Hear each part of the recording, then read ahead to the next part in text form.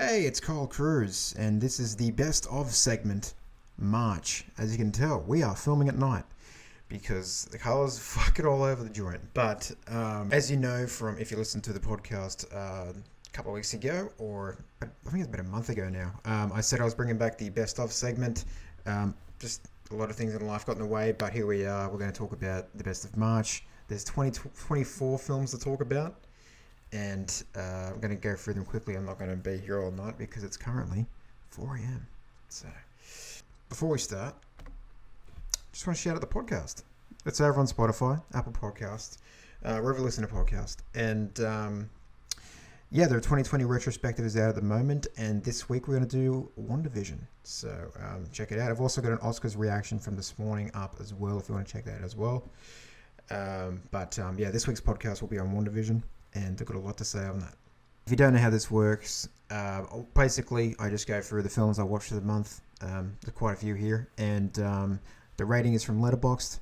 And I also have the date I watched it as well. All based off Letterboxd. Alright, first of all, I watched Pirates of the Caribbean Dead Man's Chest. Now I'm currently doing a Pirates marathon. And I watched the Black Pearl in February. And I really loved it. Fantastic action movie. Fantastic. One of the best, actually. I remember seeing Dead Man's Chest in the theater with my auntie, and I really enjoyed it. Now, not as much. Aside from Bill Nye's Davy Jones and all of his scenes, which he nails, by the way. I must say the VFX for Jones still holds up. Really good. I mean, it's still noticeable compared to today's effects, but fucking back then, from 2006, right? Looking at 2006. Still pretty fucking good effects that hold up. But aside from from his character, this just isn't as engaging as Black Pearl. Yeah, it's just the humor isn't as strong. The pacing is felt much more, and Beckett is just a pretty uninteresting side villain, and I just didn't care for his plot or any of his motivations. Some impressive action sequences, of course, like the wheel sequence that everyone knows about. A lot of story on Will Turner and Bootstrap Bill. Love the Lies Dice scene. But other than that, I think it's a pretty weak sequel in my opinion. I'm yet to see the third one. I heard the fourth one is not that good either. So, you'll have my thoughts on those soon anyway. Alright. Moving on. Next up is 76 Days. This is a documentary that came out last year, just after the pandemic hit. I wouldn't say it was just as it hit, but as we were kind of getting out of it, this was released. This shows the beginning of the COVID-19 pandemic, specifically in a hospital in Wuhan. And if you want a first-hand account of what went down during the first days of COVID, this look inside a Wuhan hospital during all the chaos is what you have to check out. There's a lot of people not abiding to rules, a lot of stressed out nurses and doctors. It's fucking crazy, but it's also pretty sad as well at times as well, because there's a lot of death. Of course, what came with the pandemic was a lot of tragedy. So you want to jump straight to the chaos. This is a perfect documentary because it just shows it so raw. I mean, it's not the most informative exploration, but real and raw, nonetheless. Next up, I watched Little Shop of Horrors. I watched the director's cut. I didn't watch the cut that everyone talks about. It's not as good. Ended up getting the director's cut and watched that with the extended ending with all the Audreys and everything. This was one of the wildest things I have ever seen, and I fucking loved it. Rick Moranis gives a great performance as Seymour. The songs fucking slap, especially the dentist song, Steve Martin's dentist character. He may have stolen the movie for me, actually, with his dentist character. And his song is, as I said, it slaps. As for my favorite song in the film, it's either, as mentioned, the dentist song, or it might be Suddenly Seymour. That is also a really, really good song. Fucking catchy as well. And Rick Moranis has some, he's got a voice on him as well. And so overall, I really enjoyed it. Great musical. I think I gave it 5 stars. 5 out of 5. Loved it. Next, I watched Jackie Brown. When it comes to Tarantino's films, I've always said that Jackie Brown is my least favorite. I only watched it once, however, 6 years ago, and I just didn't vibe with it. But I rewatched it this month, and I actually really, really enjoyed it. I think it's because I've seen Once Upon a Time in Hollywood like 8 times now, and have very much gotten used to Tarantino's hangout approach, or the hangout movies that he calls them. And when I say that, I mean the kind of movie without an eventually engaging plot, and a lot of scenes where we just like watch what the characters do, and see what they do in their normal life. There are moments that build character and not just plot devices. Jackie Brown, I think, definitely falls in that category. It does have much more of a plot than Once Upon a Time in Hollywood, but there are many scenes where characters just, chill out, watch TV, listen to music, get high. And I've really come around when Tarantino just wants to show what these characters are like in their spare time.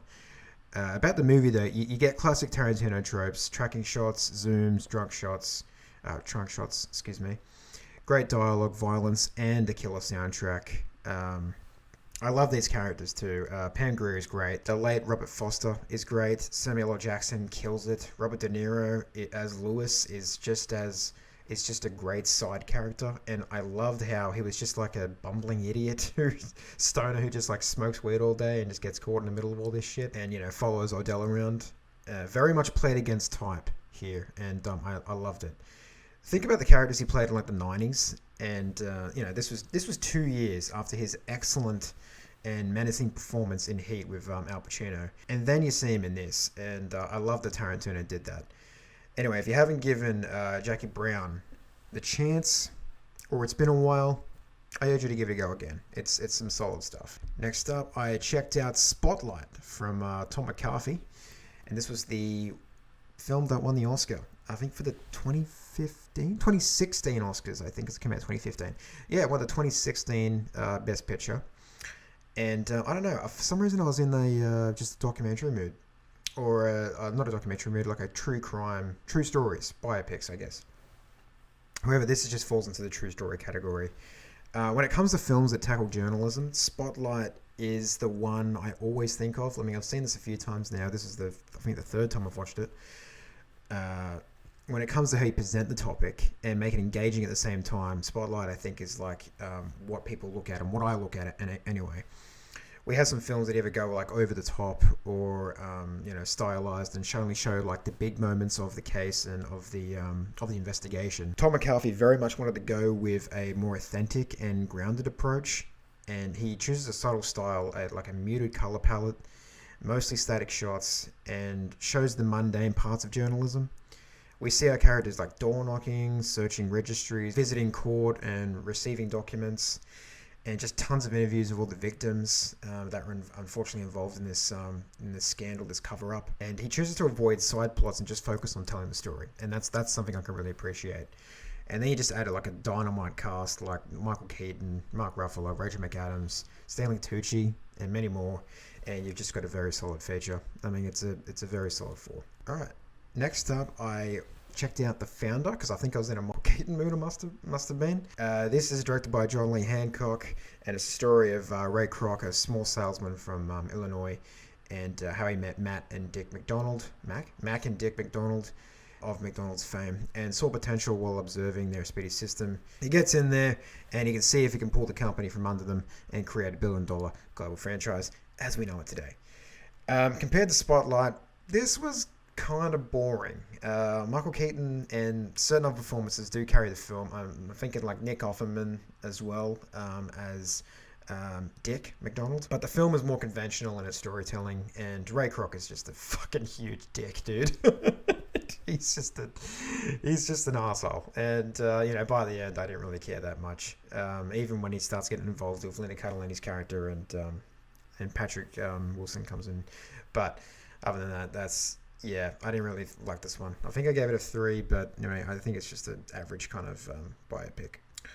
All right, next up, I checked out Have a Good Trip, Adventures in Psychedelics, and it's on Netflix. And all I gotta say is it's fun to watch celebrities talk about experiences with drugs. But as much as I like all the actors, I just didn't care for the skits that were in between. I think it was the Bad Vibes. I think it was the Bad Vibes skits. Like as much as I like Adam Scott and Ricky Lyndon and Haley Joel Osment, I just didn't really care for those skits. I'd rather just listen to the celebrities talk about getting fucked up. But yeah, I don't know. It was a cool watch. If you want to hear some cool, like, interesting stories, I guess it's an interesting watch. Not much underneath.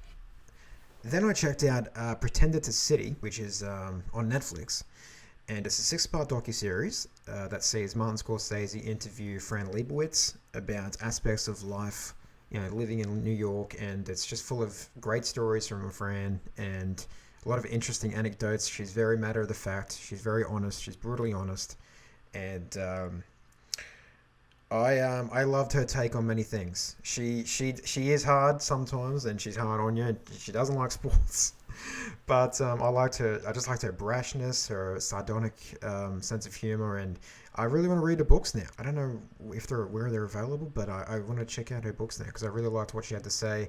I laughed. I thought a bit. I pondered, and it was a good time. And I think you should watch it. It's a very short series. It's 6 parts. I think it was like 45 minutes each. Not even that. I think it's like 30 minutes each for each segment. So, each episode. So, yeah, check it out. It's well worth the watch, I think. Right, and then I checked out Raya and the Last Dragon, which is the new Disney film, which came out on Disney Plus, and that premiere bullshit that they want. I thought this was a gorgeous looking film. With incredible animation, excellent voice acting, and some really exciting action sequences, especially some really cool fights that exhibit some awesome hand-to-hand combat. I've rarely seen that in Disney films, and yeah, it was really cool to see that, and the representation of Asian culture as well. Especially the floating town of Talon. Talon was really dope, and I would have loved to see I guess the first designs for Talon, because that was a really interesting town. The whole sequence is actually very exciting. I love that sequence, and I love the score composed by James Newton. Unfortunately, the film's problems lie in its script and story. It's something we've seen many times. It's the chosen person is the only individual that can save the world, and they go on this hero's journey to try and redeem themselves and also find the MacGuffin and save the world. It's extremely predictable and derivative, so there's not many surprises, and it's not necessarily breaking new ground, but I still think everything else is enough for you to have an enjoyable time, and it doesn't go too long either, and I think you can enjoy it for the animation, you can enjoy it for the voice acting. Kelly Marie Tran as well as Raya is great, and the fights are great. Gorgeous animation, great score again, like I said. So I think despite its shortcomings, I think you can enjoy this one. Alright, next up, I checked out Escape from New York. And this was... People have been recommending me this one for a while, and they're saying it's like one of the best action movies and everything, and Kurt Russell's fantastic in it, but I don't know, dude. I just couldn't get on board with this one. This is one of those times where I just don't get the hype around it. Aside from a few fun action scenes and how the world was built up, yeah, I didn't really. I thought it dragged. It's very quiet, and it just gets boring. I think I only fucking fell asleep. Yeah, I found it pretty boring. Kind of lifeless. Yeah, aside from a few things that saves it. And Kurt Russell's performance as Snake Plissken. Not for me. Sorry, not for me. And it just sucks because it was the trio, It was the dynamite trio of Dan Cundy, John Carpenter, and Deborah Hill. And no hit with this one. Next I watched Chungking Express, directed by Wong Kar-wai. And this is my first foray into the films of Wong Kar-wai. He has a lot of films on the Criterion channel at the moment, and I want to go check them out. I think I want to check out Fallen Angels next, and work my way to the most recent, I guess. In the Mood for Love is the one everyone talks about. But I've watched a video essay or something. It wasn't on this movie. It was just about music, and this film was mentioned in there, and I was going to check out Wong Kar-wai's movies anyway, and I was just like, you know what, I'll chuck it on. And very much like Tarantino's Hangout approach, Wong Kar-wai really just loves to focus on moments, characters, and a central mood and theme. The film feels meandering in a very kind of endearing way, and its energy is at certain times is chaotic, and at times you don't even know if you like these characters or if you're even rooting for them. But eventually you come around, and by the end, I came to love all of them, especially Faye. who works in the fast food place. I love the small character moments and the musings on love and loneliness. We have our two central characters, the police officers. Characters will consume tons of like pineapple, like our first, I forget their names, but the first police officer, like I loved who, so he had to keep getting expired pineapples because I think it reminded him of his, if I can remember, reminded him of his ex-girlfriend, I think her name is May. And, he talks to his stuffed animals. And then Faye, sometimes just fucking full-on break and entering into places. And she loves the song California Dreaming, I guess. And it's more of the mood with this one and less about the story. And the mood with this one was just right. I actually really ended up really enjoying Chunky Express, and I'm excited to dive into the rest of Wong Kar-wai's filmography. All right, next up is Bacurau. And the less I say about Bacurau, the better. I don't want to give any information about Bacurau. All I'll say is this. It's if Tarantino directed Parasite. Next up is Mission Impossible Ghost Protocol. This is directed by Brad Bird.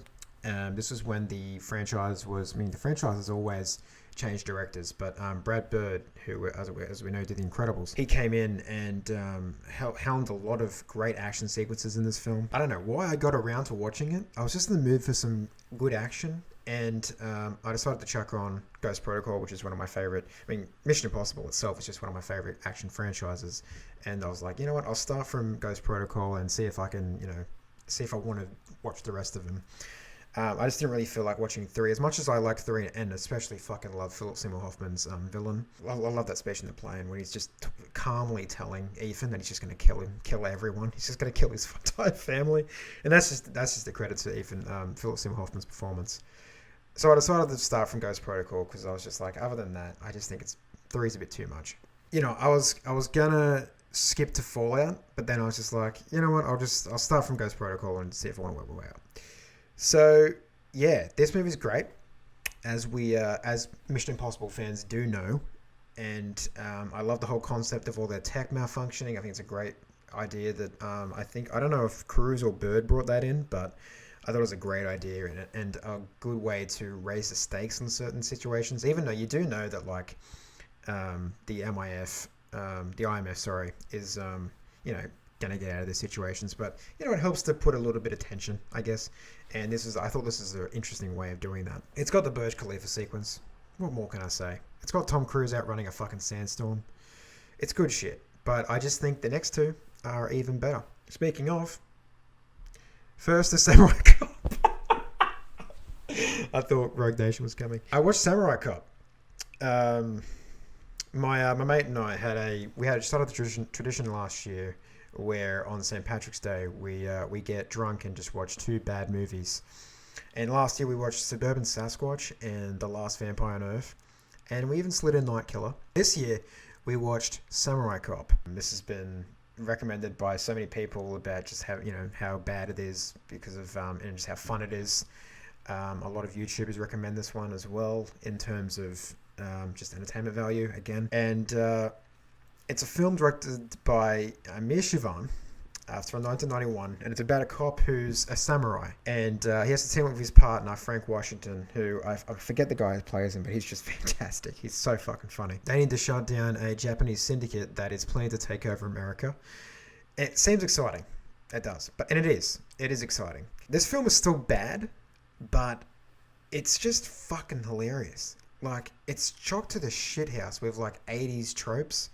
It's got weird shots, classic, misogyny. Not great, but back then there's the norm in action movies, especially Roger Corman produced films.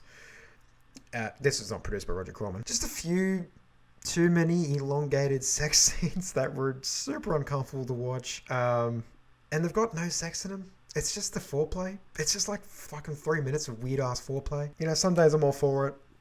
Other days I'm like, let's fucking keep going. Holy shit, let's cut to the next scene. I could talk all day about this, but just go watch it. It's hilarious. It's not a waste of time. And I've actually seen it again. It actually might appear in the best of April. So I've seen it again. And it's now joined the ranks for me for those so bad it's good bad movies. Along with The Room and many others, but this was just entertaining. Great time. I'm trying to remember when I got it to Rogue Nation, but anyway, I watched the Snyder Cut. Yes, I watched all 4 hours of it. Yeah, I don't know. I don't like doing it in parts. Even though the film is broken into parts, like 6 or 7 parts plus a fucking epilogue.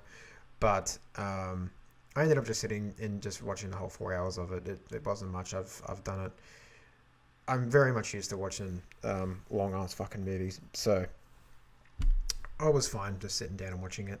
This fucking crazy ass behemoth constitutes a whole podcast, but I'm not going to do it now because it's just been done to death by a lot of people, and there's so many discussions out there discussing everything, including that weird ass epilogue. Since then, like Godzilla vs. Kong has come out, and we've just had Mortal Kombat come out as well. So what I'll just say is I did like it better than the Justice League from 2017, as it's been coined. But, you know, it's still 4 hours long, dude, and it still has the shortcomings of Snyder's tropes that I don't really like. Every time Wonder Woman comes on screen, it goes, whoa!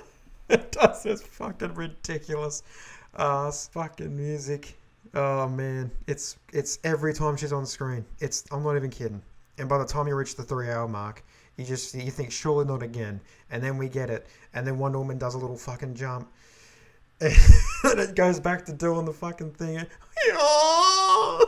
It's ridiculous. Like, it was so it was a lot. It was so much. Look, it's too long. It's overindulgent, but I am glad it exists. Like, he got it done, I guess. He's out. He's got it out there. But I don't know if I can recommend that to anyone. It's so long, and it's so just full of everything Snyder.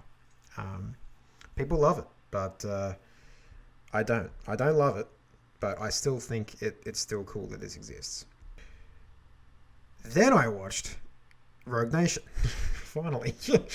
And this is when the reins was put over to Christopher McQuarrie, because McQuarrie did a uncredited rewrite on Ghost Protocol, and they decided to bring him on for Rogue Nation. And look, this one's just as fun as Ghost Protocol, but it's got Rebecca Ferguson as Elsa Faust, so that automatically makes it better. And I think I gave it 4 stars. Yeah, 4. 4 stars just for Elsa Faust. Love her, love her character. I love Rebecca Ferguson's portrayal of Elsa. And it has an excellent motorcycle chase. And, you know, this time Tom Cruise is hanging out of a fucking plane while it's in the air. And you're like, Tom, holy shit, dude. Okay, please keep trying to kill yourself. Entertainment's a little fucked up like that. This is also the introduction of Solomon Lane, and he even comes back in Fallout, so it's another villain that stays on for another film, and we'll talk about that in a little bit. And by a little bit, I mean now. Mission Impossible Fallout was also directed by Christopher McQuarrie, and was, without a doubt, one of the best action films ever made. It is my favourite in the franchise. Rebecca Ferguson returns as Elsa Faust. Henry Cavill reloads his arms like they're guns. It's fucking crazy. You feel every hit in that bathroom fight. Like, it's so fucking well done. Tom Cruise drives a motorcycle against oncoming traffic without a helmet. And it has Vanessa Kirby as the White Widow, who apparently is returning for 7 and 8. So, very excited about that. I pretty much loved her character, the White Widow, and Vanessa Kirby is just I love Vanessa Kirby. Michelle Monaghan makes a return as Julia from MI3, and its end sequence is hands down the best in the series. It just has a myriad of what makes Mission Impossible great, while also feeling fresh as its own entry. It's just fantastic. It's phenomenal. It's fucking phenomenal action filmmaking. So if you want to know my order for the Mission Impossible films, it goes Fallout, Rogue Nation, Ghost Protocol, Mission Impossible 1, Mission Impossible 3, and then Mission Impossible 2. But I can't wait for 7 and 8. I think 7's supposed to come next year sometime. I think it's May 2022, I think. And they're filming these back-to-back. They were filming these back-to-back, I'm pretty sure. But now I think they couldn't do it anymore because the pandemic fucked them up. But I'm excited. I love this franchise, and I'm excited for what comes next. Then I checked out Moulin Rouge from Baz Luhrmann. I kind of dug this. I like the performances. I like the Roxanne scene. I really liked Come What May. I just like how insane this fucking film gets. But I also think the style that Baz Luhrmann goes for is just way too disorientating sometimes, especially during the first half. And it got sickening just for myself. And the editing is just fucking insane, dude. It's so fucking chaotic, and especially in that first half. And I think it's the song where they're inside. Are they inside the elephant? I think it's before where Christian and Satine kind of have sex, but not really, but also kind of, I don't know. It's very odd. The film is very odd, very insane. But it's that scene there, especially with that editing. It's like in a pinball machine. It's fucking insane, and sometimes it just gets a little too much, in my opinion. Can I recommend this? I don't know. I appreciate its style and just pure, unadulterated velocity, but it's just so fucking ridiculous, and sometimes just gets a little too much. Look, if you want to have a weird night, like a crazy weird night, and just want to probably have a drink or two, I think Moulin Rouge is still going to be a fun time. Then I checked out the Empty Man, directed by David Pryor. And I watched, so full disclosure, I did watch the Chris Stuckman video where he talked about, it being overlooked from last year. So I checked it out. And I thought it was pretty good. It's creepier than jump scary, which I always appreciate. I love James Badge Dale. I think he's a great character actor, and I really love seeing him in everything he does. He just disappears into the roles. And he's one of those actors where you go, who is that? Who's that guy? And you don't know his name, but he's in everything. And that's James Badge.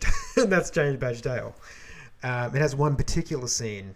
Speaking of like spooky and scary and creepy, has one particular scene that takes place at camp in the woods that is some of the creepiest, just skin crawling stuff I've seen in a while.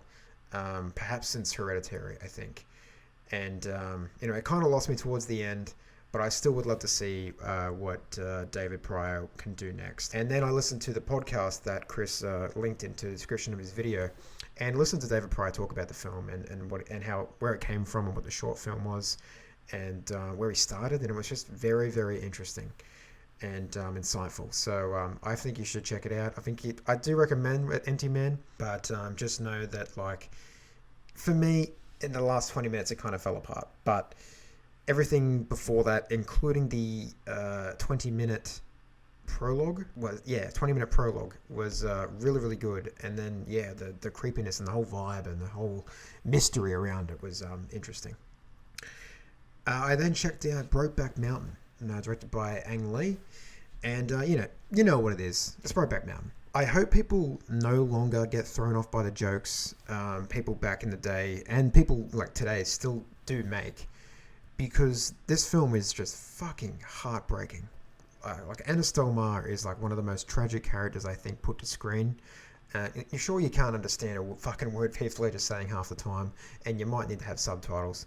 But it doesn't take away from how he portrays his character and Ang Lee's direction. He kissed Jake Gyllenhaal so hard that he broke his fucking nose. So that just shows you how committed he was to being Annis, and his commitment to the film, and always commit to any of his characters, really, and how much of a great actor Heath Ledger was. And these many years later, I cannot believe that this lost to Crash at the Oscars for Best Picture. I cannot believe it, especially watching it again. If it's been a while since you've checked it out, I do recommend checking it out. I guess it's that preconception of like, where you're just like, oh, it's that film of the gay cowboys. It's not, dude. It's more than that. I think it's a more tragic story than most fucking straight stories, to be honest. It's just a really well-made film. Then I checked out Happily, directed by Ben David Grabinski, and I liked it up until the end. I really liked Joel McHale, and I especially loved Carrie Bish, or Bish. I'm not too sure how that name is pronounced. And I've never really seen her before, and she was great. You also have like a few other familiar faces, like Paul Scheer. You have Natalie Morales, who plays Tom's girlfriend in Parks and Recreation. Lucy, I think it's Lucy. Lucy is her name. But she's great. She plays a real relatable character in this movie. Like, everyone can relate with her and how she talks. And the always great Stephen Root. He's just great. He's such a fucking great character actor. Speaking of Stephen Root, where is Barry Season 3? There were some great lines. The chemistry was good between everyone, but like how it wraps up is just where I kind of dropped off because not only did it end as safely as it could have, you kind of just like hate all the characters at the end, and its message is like everyone's an asshole, I guess, and it all just finishes pretty empty, and you just kind of left thinking, eh, that was a movie. So unfortunately, not nothing to shake a stick at, but I still think it was alright as a comedy. Then I checked out for one of my movie nights. I checked out Akira, just absolutely beautiful hand drawn animation. I can see where people can compare this to Blade Runner, especially like the story and the themes. The animation is just unprecedented. It's just fucking incredible, and you don't. And you just wonder like why nowadays they just use the CGI animation when you have this beautiful hand drawn. I'm sure it takes a long time, but it just looks so much better, and it just pops off the screen. The colors are just amazing, and yeah, I had a really good time with this one. I love the characters. I love the end. The score is great. Yeah, I love the sound design. It was this is my first time watching it as well, and I really really loved it. Had a great time.